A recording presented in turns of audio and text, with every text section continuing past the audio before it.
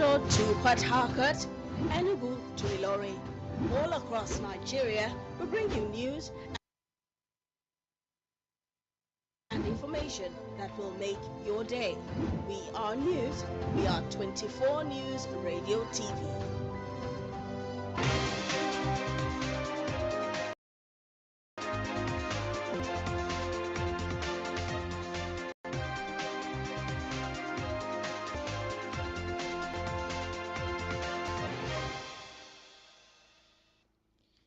A lovely afternoon to you. Many thanks for joining us on the news at noon on 24 News Radio and Television. My name is Grace Wafo.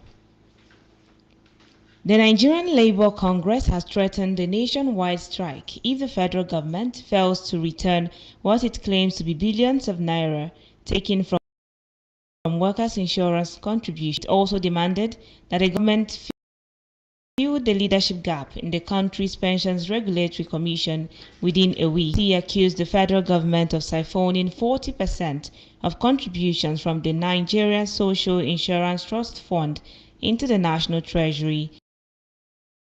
The fund, which is financed by payroll auctions from millions of workers, is meant to prevent the event of injury or loss. However, the National Pension Commission argued that the contributory pension scheme remains secure and continues to grow as it kicked against claims of missing funds. The union noted the move violated the laws establishing the NSITF and stripped it of its role as a safety net. The group also criticized the government's failure to appoint a governing board for the National Pension Commission. The administration is sole control of billions of retirement savings. The union said and political interference in the pension sector. And from the political space, former Labour Party presidential candidate Peter Obi has knocked the present administration's poor leadership and weak governance for Nigeria's decline in foreign direct investment. In a recent post on his X handle, Obi stated that sustainable economic growth and development cannot be achieved through weak governance, blaming the declining FDIs on poor leadership. Citing the recent report by the National Bureau of Statistics, FDI to Nigeria sharply declined by about 70% in the first quarter of 2025, falling to only $126.29 million from $421.8 million in the last quarter of 2024. The NBS statistics also stated that of the total capital importation of about percent,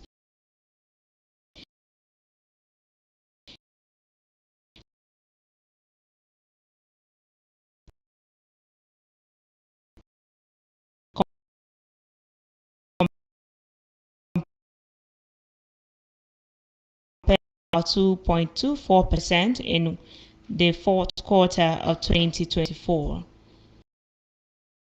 Obi lamented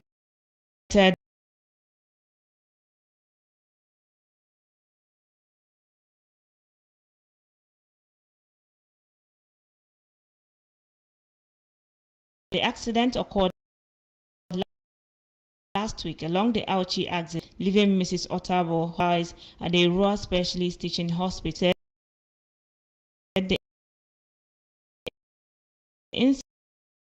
incident caused heavy traffic in the area before emergency responders and security personnel arrived at the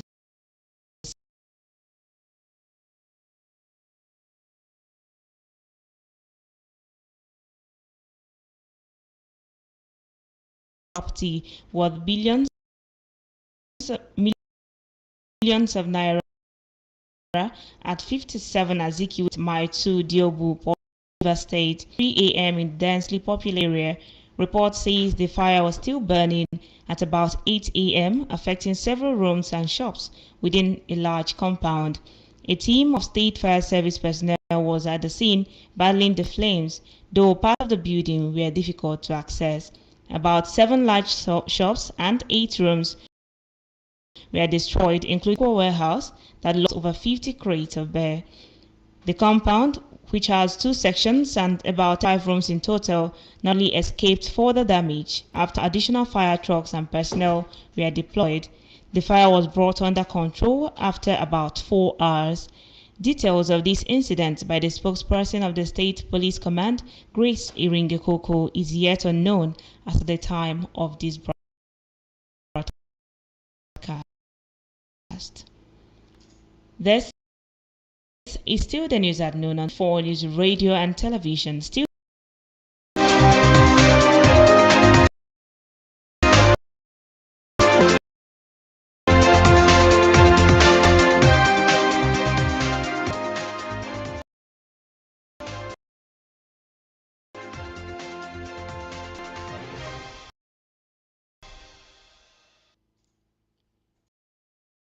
Yes, welcome back. Glad to know that you're still there. If you're just joining us, this is the news at noon on 24 News Radio and Television.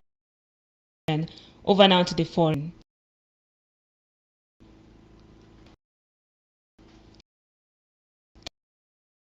California's Democratic governor has unveiled a high-stakes plan to redraw voting lines in America's most popular state in order to counter similar efforts by Republicans in Texas. Gavin Newsom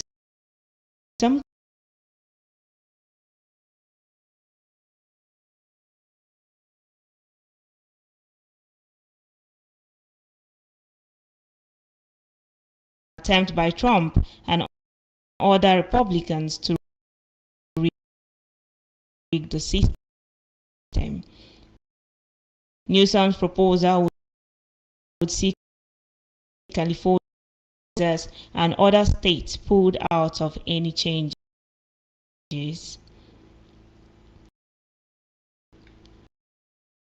8 agencies are warning of starvation in what Rakhine State, with the World Food Programme (WFP) making an urgent appeal for more donations to avoid full-blown disaster. The agency has been trying to displace people in the state, including the 140,000 Rohingyas who have been living in since they fled their homes during communal fighting in 2012. The civil war, which was ignited by the 2021 military economy across much of Myanmar because of military areas. A 50-year-old father living in Ontalki camp added insecticide to his food and that of his wife when he died, but the quick intervention of his neighbors saved the 60% drop in its worldwide funding this year compared with 2020, and says it can feed only 20% of those in Myanmar's facing immediate. Global talks to develop a landmark treaty to end pollution have once again failed. The UN negotiations, the 6th round of talks in just under 3 years, were due to end on Thursday, but countries continue to negotiate into the night in the hopes of breaking a deadlock. There remains a split between a group of about 100 nations calling for curbs on production of plastic, states pushing for a focus on recycling. Speaking in the early hours, Cuban delegates said that countries had missed a historic opportunity, but they have to keep going as well. Despite the benefits of plastic to almost every sector,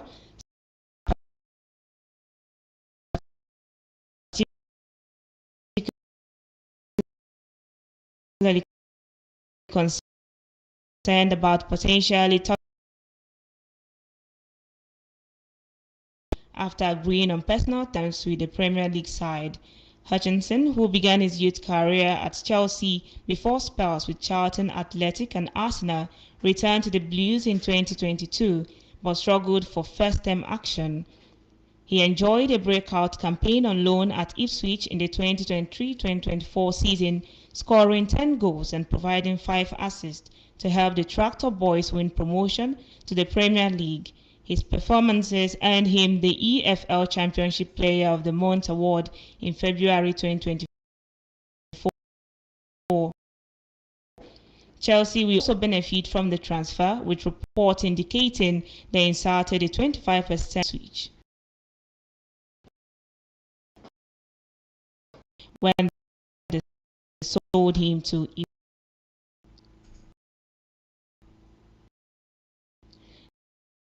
And that is a wrap on the news at noon on 20.